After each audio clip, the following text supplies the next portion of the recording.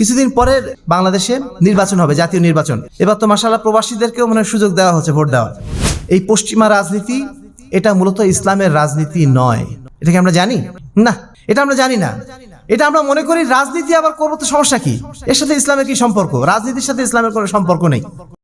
ইসলাম শুধু থাকবে মসজিদের মধ্যে, 5 ওয়াক্ত সালাত পড়ে, এই তো মেলা। আবার কি? যে রাসূল আমাদেরকে সবকিছুর মধ্যে সুন্নাত শিখিয়ে দিলেন, নির্দেশনা দিয়ে দিলেন, সেই রাসূল আমাদের রাজনীতি শেখাবেন না? সেই রাসূল আমাদের অর্থনীতি শেখান নাই?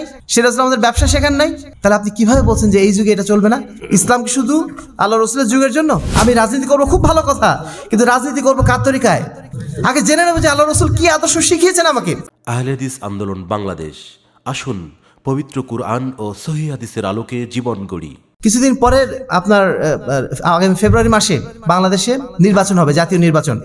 এবার তো মাশাআল্লাহ প্রবাসীদেরকেও মনে হয় সুযোগ দেওয়া হচ্ছে ভোট দেওয়ার। আমাদের এখানে যারা ভাইরা আছেন অনেকে হয়তো জানেন, কিন্তু একটা বড় অংশ জানেন না যে এই ভোটের রাজনীতি, এই পশ্চিমা রাজনীতি এটা মূলত ইসলামের রাজনীতি নয়। এটা কি আমরা জানি? না, এটা আমরা জানি না। এটা আমরা মনে করি রাজনীতি আবার করবো তো সমস্যা কি, এর সাথে ইসলামের কি সম্পর্ক? রাজনীতির সাথে ইসলামের কোনো সম্পর্ক নেই। ইসলাম শুধু থাকবে মসজিদের মধ্যে, 5 ওয়াক্ত সালাত পড়ে, এই তো মেলা। আবার কি? রাজনীতি আমি করব, সেই রাজনীতি আবার করতে হবে রাসূলের নিয়ম অনুযায়ী, সেই রাজনীতি আবার কোরআনে নাকি আছে? রাজনীতি তো নোংরা জিনিস। এই নোংরা জিনিস কেন কোরআনে থাকবে? নোংরা জিনিস কেন আল্লাহ রসুলের আদর্শের মধ্যে থাকবে?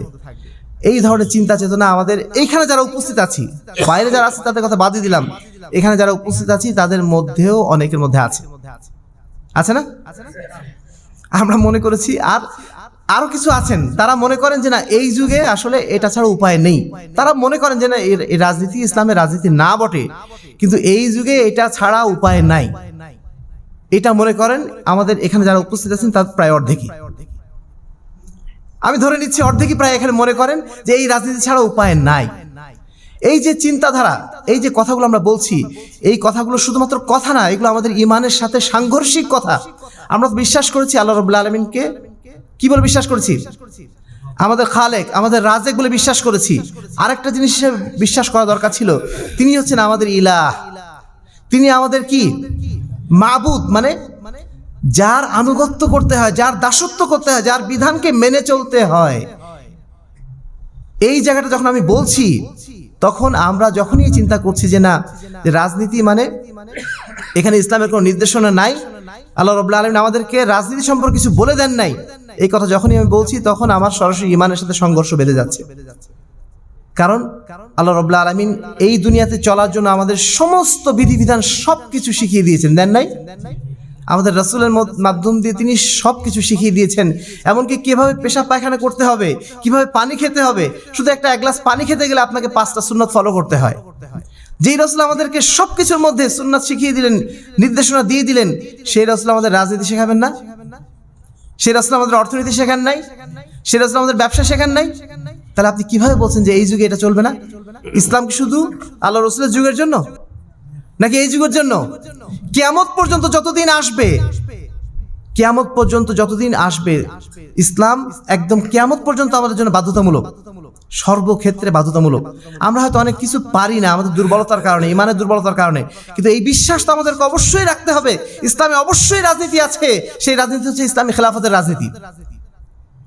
এর বাইরে যদি রাজনীতি থেকে থাকে, সেটা হচ্ছে পশ্চিমাদের রাজনীতি, সেই রাজনীতি মুসলমানদের রাজনীতি না। সেই রাজনীতি পরিবর্তন করার জন্য আমাদের চেষ্টা করতে হবে। অন্তত এই বিশ্বাসটুকু ভিতরে রাখুন, তারপরে আপনি যা পালন করুন। এই বিশ্বাসটুকু রাখা যাবে ইনশাআল্লাহ? এই বিশ্বাস আমাদের রাখতে হবে। Islam is the complete code of life. ইসলাম মানব জীবনের প্রত্যেকটা জায়গায় কাজ করে। ইন্নাদ দীনা ইনদাল্লাহিল ইসলাম, আল্লাহর কাছে একমাত্র গ্রহণযোগ্য ধর্মের নাম কি?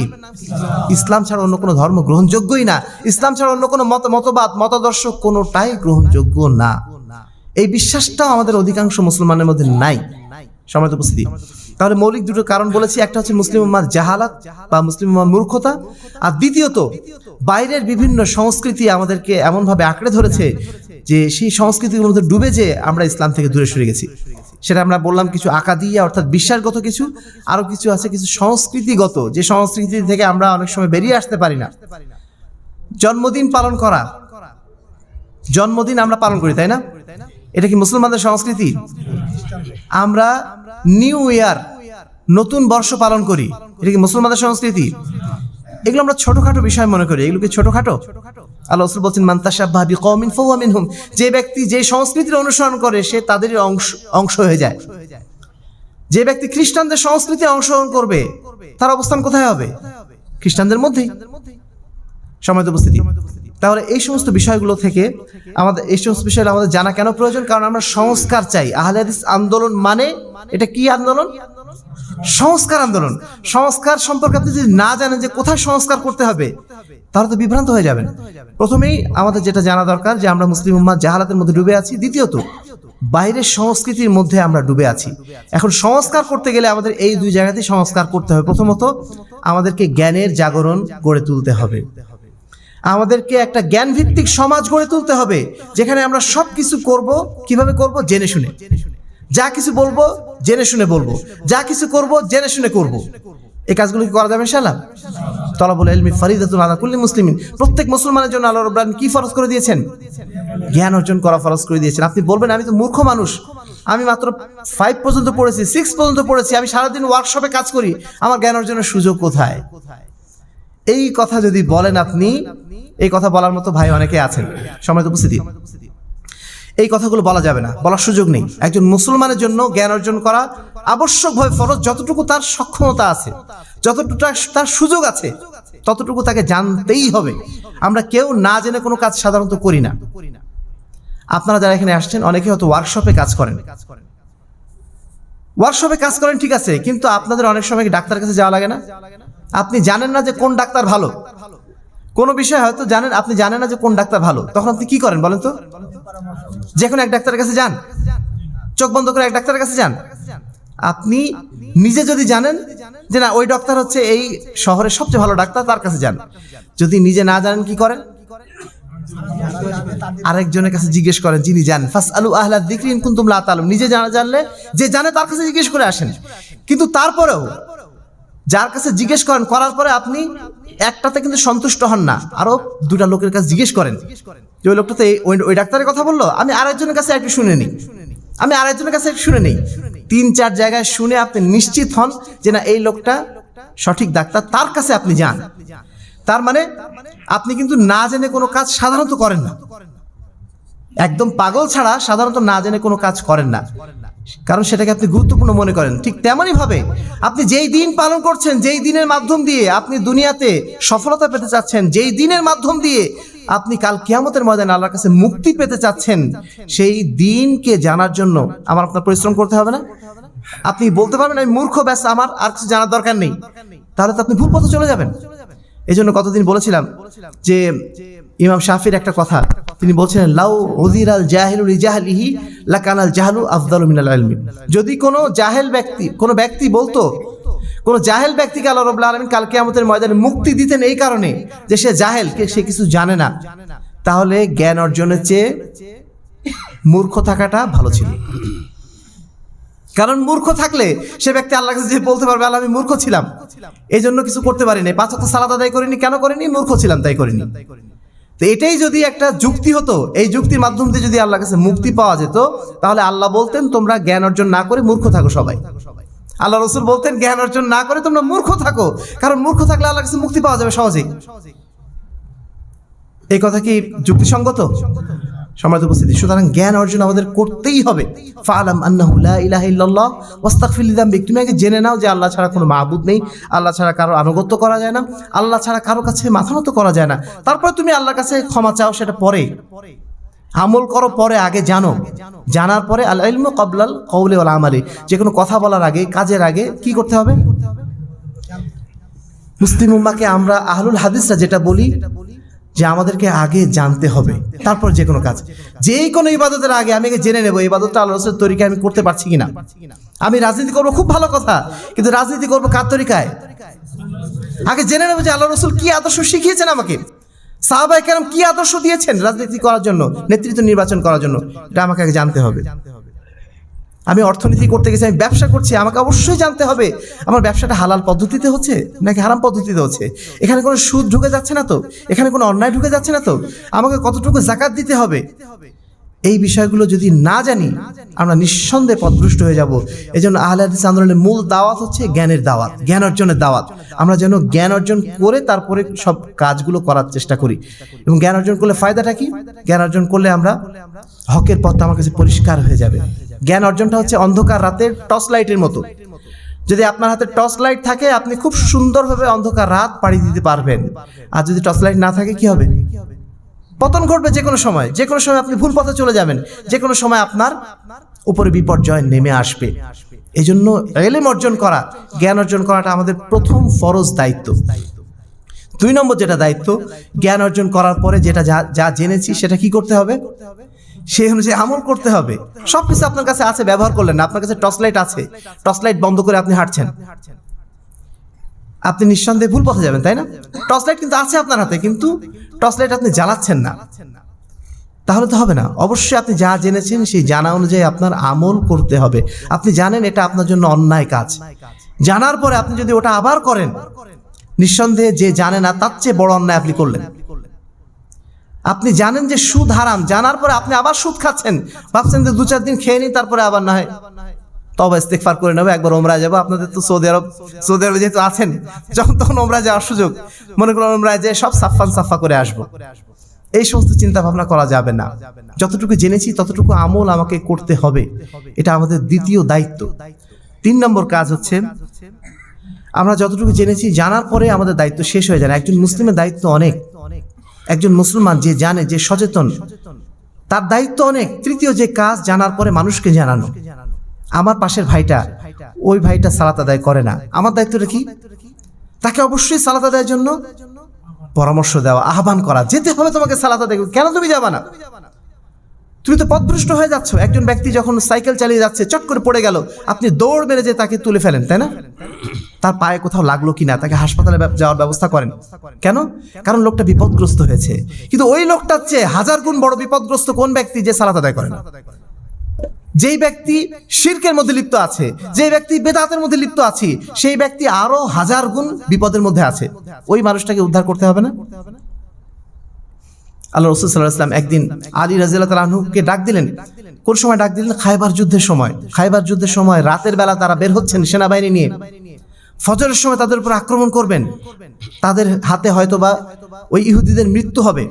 ঠিক ওই সময় আল্লাহ রাসূল আলী রাদিয়াল্লাহু তাআলা আনহুকে ডেকে বলছেন যে লা ইয়াহদিয়াকাল্লাহু বিকা রাজুলান ওয়াহিদান লাকানা লাকা খায়রুম মিন হুমুরিন নাম।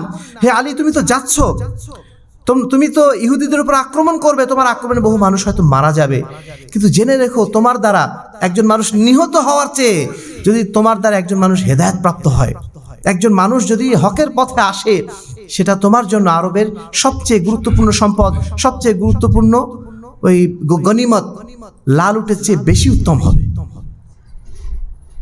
আল্লাহ রাসূল কিভাবে, কোন সময় বলছেন? জিহাদের সময়, যে সময় মানুষ অস্ত্র নিয়ে যাচ্ছে, সেই সময় আল্লাহ রাসূল একই উপদেশ দিচ্ছেন। দেখো, একজন মানুষ তোমার দ্বারা যদি হেদায়েত হয়, সেটা তোমার জন্য বেশি বড় সম্পদ।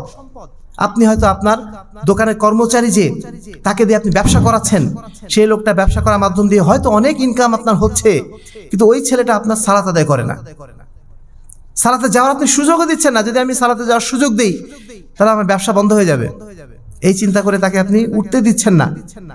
আপনার জন্য এই উপদেশটা প্রযোজ্য যে আপনার যদি দোকানটা 10 মিনিট বন্ধ থাকে, 10 মিনিটে যদি আপনার ইনকাম কিছু কমও হয়, কিন্তু ওই ছেলেটা যে আপনি সালাত আদায় করার সুযোগটা দিলেন, সালাত আদায় করার সুযোগটা বেশি পেল সে, এটা আপনার জন্য আরো অনেক অনেক বেশি উত্তম সম্পদ। সম্মানিত উপস্থিতি, তাহলে আমাদের ইলম অর্জনের পরে নিজে আমল করতে হবে। তারপর তৃতীয় কাজ হচ্ছে মানুষকে দাওয়াত দিতে হবে, মানুষকে হেদায়েতের পথে রাখার জন্য সাধ্যমতো চেষ্টা চালাতে হবে। সে যেন অন্যায় কাজে লিপ্ত না হয়, সেখান থেকে বিরত রাখার জন্য সাধ্যমতো চেষ্টা করতে হবে। এটা আমার দায়িত্বের অংশ। 4 নম্বর যে কাজ, আমাদেরকে ঐক্যবদ্ধ অবস্থান থাকতে হবে। আমরা একা একা সমাজ পরিবর্তন করতে পারবো না। সমাজ পরিবর্তন করতে গেলে সবার অংশগ্রহণ প্রয়োজন, সবাইকে একত্রিত হওয়া প্রয়োজন।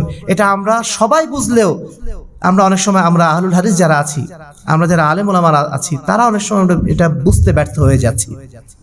একটা মেথড বাংলাদেশে বুঝে, আপনি দেখবেন মেথডদের সংস্থা আছে আপনাদের এখানে, এই রিয়াদে আপনারা যারা আছেন, আপনাদের কারোর কমিটি আছে, নোয়াখালী কমিটি, কারোর কমিটি আছে, কুমিল্লা কমিটি, এরকম আছে না? নানা ধরনের কমিটি আছে। এই কমিটিগুলো কিসের জন্য আছে? সমিতি আছে। এই সমিতিগুলো কিসের জন্য আছে? যেন আপনার কাজটা আরো জোরালো হয়, তাই না? আপনি নোয়াখালী মানুষ সবাই মিলে একসাথে থাকলে নোয়াখালী মানুষ পরস্পরের সহযোগিতা আপনারা করতে পারবেন, কোনো বিপদ আপদ থেকে রক্ষা করতে পারবেন নিজেদেরকে। এই জন্যই তো করেন নাকি? তো ঠিক সেইভাবে আপনি যে দাওয়াতের কাজ করছেন, যে সংস্কারের কাজ করছেন, এই সংস্কার একদিনে একা একা সম্ভব না। এটা সবাই মিলে করতে হয়। যে কাজটা আল্লাহ রাসূল সাল্লাল্লাহু আলাইহি ওয়াসাল্লাম করেছিলেন আবু বকর, ওমর, আলী, ওসমান রাদিয়াল্লাহু তাআলা আনহুমকে দিয়ে, সেই কাজটা আপনি করবেন, করাবেন। এজন্য আপনাকে অবশ্যই সঙ্গবদ্ধ থাকতে হবে, একা একা বিচ্ছিন্ন অবস্থায় থাকবেন না। অনেক ভাই এখানে এসেছেন যারা হয়তো 6 মাস আগে এসেছেন, 7 মাস আগে এসেছেন। জিজ্ঞেস করছি আপনারা কি চেনেন আমাদের সংগঠনের ভাইদের? তারা দেশে সংগঠনের সাথে জড়িত ছিলেন, এখানে এসে আর খোঁজ নেই। কাজের ব্যস্ততায় সবকিছু ভুলে গেছেন। না, এইভাবে ভুলে গেলে হবে না। কাজের ব্যস্ততায় অনেক কিছু আপনি কিন্তু ভুলেন নাই। কাজের ব্যস্ততায় আপনি 3 বেলা খাওয়া ভুলে গেছেন, 5 ওয়াক্ত সালাতকে ভুলে গেছেন, বাড়ির সাথে কথা বলাকে ভুলে গেছেন। কেন আপনি সংগঠন ভুলে গেলেন? এটা তো আপনার ওই রকমই একটা জরুরি বিষয়। আপনার নিজের ইমানকে হেফাজত করার জন্য, আমলকে হেফাজত করার জন্য সংগঠন তো এমনই একটা গুরুত্বপূর্ণ বিষয়। আপনি কেন ভুলে গেলেন? যে যারা এখানে আছেন তাদের প্রত্যেকের প্রতি আমাদের অনুরোধ থাকবে, আপনারা অবশ্যই সঙ্গবদ্ধ থাকার চেষ্টা করবেন। সঙ্গবদ্ধ থাকা মানে একটা সুন্দর পরিবেশে থাকা, সঙ্গবদ্ধ থাকা মানে বাতিলের নানা হামলা থেকে মুক্ত থাকা, সঙ্গবদ্ধ থাকা মানে বিশৃঙ্খলা থেকে মুক্ত থাকা, শয়তানের হামলা থেকে মুক্ত থাকা। কেন আমরা নিজেদের ইমানের হেফাজতের ক্ষেত্রে এত অবহেলা করছি? আমার হাতে যদি একটা সোনার আংটি থাকে, আমার হাতে যদি সোনার একটা বিস্কুট থাকে, ওইটাকে আমি যেখানে সেখানে ফেলে রাখবো? ওটাকে চেষ্টা করব খুব সুন্দর সংরক্ষিত জায়গায় রাখার জন্য, যেন ওটা হেফাজত করা যায়। আপনার ইমান তো তার চেয়ে 1000 গুণ বেশি আপনার কাছে গুরুত্বপূর্ণ। এই ইমানটা যদি হারিয়ে যায়, ইমানটা যদি নষ্ট হয়ে যায়, ইমানটা যদি দুর্বল হয়ে যায়, আপনার অন্তরে তো একটা কান্না থাকা দরকার, আপনার অন্তরে তো সবসময় একটা আফসোস থাকা দরকার। সেটা থাকছে না কেন? আপনার ইনকাম হচ্ছে বলে আপনি খুব খুশি হয়ে যাচ্ছেন, আপনার হাতে কাড়ি কাড়ি টাকা আসছে, আপনি খুব খুশি হয়ে যাচ্ছেন, কিন্তু আপনার ইমানটা যে দুর্বল হয়ে যাচ্ছে, ওই জায়গায় কেন আপনি এত বেখবর? সম্মানিত উপস্থিতি, আমাদেরকে অবশ্যই জামাতবদ্ধ থাকতে হবে। আর জামাতুর রহমাতুন ওয়াল ফুরকাত আযাব, আল্লাহ রাসূল বলেই দিয়েছেন যে জামাতবদ্ধ জীবন হচ্ছে রহমতের জীবন, বিচ্ছিন্ন জীবন হচ্ছে আযাবের জীবন। আমরা আযাবের জীবন কেউ চাই না, আমরা রহমতের জীবন চাই। আলাইকুম বিল জামা ওয়া ইয়াকুম ওয়াল ফুরকা, তোমাদের জন্য জামাতবদ্ধ থাকাকে, ঐক্যবদ্ধ থাকাকে আবশ্যক করা হলো, বিচ্ছিন্ন থাকাকে নিষেধ করা হলো। কেন? ফাইনা শাইতান মাল ওয়াহিদ, শয়তান থাকে একজন লোকের সাথে, শয়তান থাকে বিচ্ছিন্ন লোকের সাথে। ওহুয়া মিনাল ইসনাইনি আবাদ, শয়তান যখন দেখে যে 2জন লোক ওখানে আছে, ওখানে যায় না। যেখানে বেশি লোক আছে শয়তান ওখানে ঘেঁষে না। আপনার এখানে এখন আমরা একটা জমায়েত হয়েছি, আলহামদুলিল্লাহ, আমাদের মাথায় কি এখন শয়তানের চিন্তা আসতেছে? শয়তানের ওয়াসওয়াসাগুলো আসছে? কেন আসছে না? কারণ শয়তান দেখছে এখানে একটা অনেক বড় জমায়েত, ভালো মানুষের জমায়েত, এখানে আমার এখানে কাজ নেই। আর এই জন্য জামাতবদ্ধ যত থাকবেন তত বেশি নিজের অন্তরকে বাতিলের বা মানে শয়তানি প্রবণতা থেকে নিজেকে রক্ষা করতে পারবেন। এই জন্য আল্লাহ রাসূল আমাদেরকে বারবার জামাতবদ্ধ থাকতে বলেছেন।